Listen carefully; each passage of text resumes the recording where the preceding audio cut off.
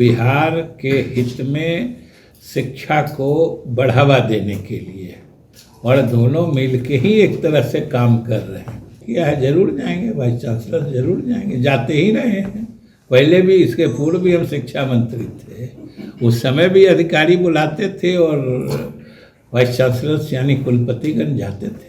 और पाठक जी से भी बात की, सबों ने कहा ठीक है सर, आप समझते हैं। और नमस्कार, आप लाइव सिटीज देख रहे हैं, मैं हूं जय शुक्ला। शिक्षा विभाग और राजभवन के बीच टकराव की खबर पर अब बिहार के शिक्षा मंत्री ने बड़ा बयान दिया है।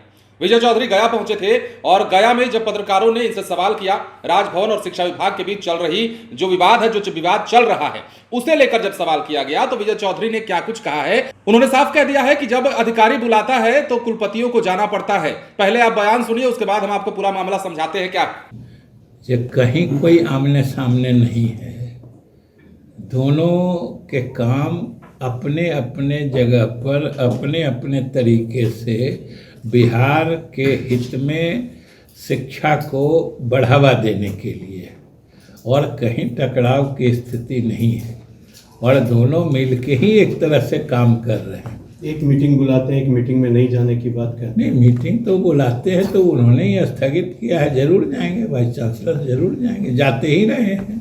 पहले भी, इसके पूर्व भी हम शिक्षा मंत्री थे, उस समय भी अधिकारी बुलाते थे और वाइस चांसलर यानी कुलपतिगण जाते थे। एक जो पत्र भी जारी हो गया कि कुलपतियों के खिलाफ मुकदमा दर्ज किया जाए। कहाँ मुकदमा? और उसकी शिकायत भी कोई मुकदमा कहाँ हुआ?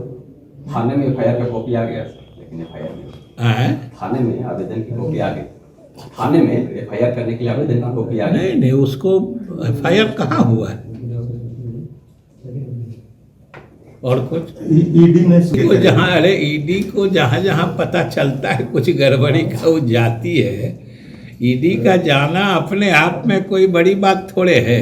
ईडी को क्या मिला, कैसा केस हुआ, अब कहीं से कोई कुछ उसको पता लगता होगा, कोई आरोप लगाता होगा तो जाती होगी।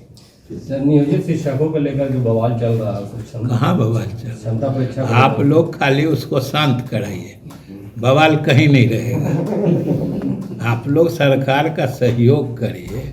नियोजित शिक्षकों की मांग पर, तो नियोजित शिक्षकों को सरकारी सेवा में परिणत होने का सरकार ने सुलभ अवसर प्रदान कर दिया है। और शुरू में ऑनलाइन परीक्षा की बात थी, फिर हम ही से लोग मिले थे जब हम इस बीच में मंत्री बने, तो उन्होंने कहा कि सर हम लोग तो बहुत पुराने लोग हैं, इसमें से बहुत लोग कंप्यूटर से परिचित उस किस्म से नहीं हैं। तो हमने फिर मुख्यमंत्री जी से बात की और पाठक जी से भी बात की, सबों ने कहा ठीक है सर, आप समझते हैं। और हमने 3 बार ऑनलाइन और 2 बार ऑफलाइन, और उन 5 में से तो नियोजित शिक्षकों को एक ही कोई परीक्षा पास करनी है, तो 2 बार कंप्यूटर से अलग भी हो रहा है, 3 बार ऑनलाइन भी हो रहा है। तो इसलिए कहीं कोई नियोजित शिक्षकों को कोई परेशानी नहीं है, और नियोजित शिक्षकों के जो परेशानी थी उनको दूर करने के लिए तो सरकार ने उपाय कर ही दिया। कोई ये नई बात अमित शाह जी ने कह दी, ऐसी बात तो नहीं है। उससे संबंधित मामला तो पहले से न्यायालय में ही चल रहा है, उन्होंने तो सिर्फ इसका जिक्र किया होगा, कोई नई बात नहीं है सर। माफिया चाहे ज़मीन से जुड़े हों, शराब से जुड़े हों, शिक्षा से जुड़े हों, कहीं भी किसी चीज़ से काम करने वाले जो माफिया या षड्यंत्रकारी लोग हैं, उसके खिलाफ तो कार्रवाई करना, और अपराध के खिलाफ जो 0 टॉलरेंस की नीति है, ये तो मुख्यमंत्री नीतीश कुमार जी के सरकार की विशेषता रही है।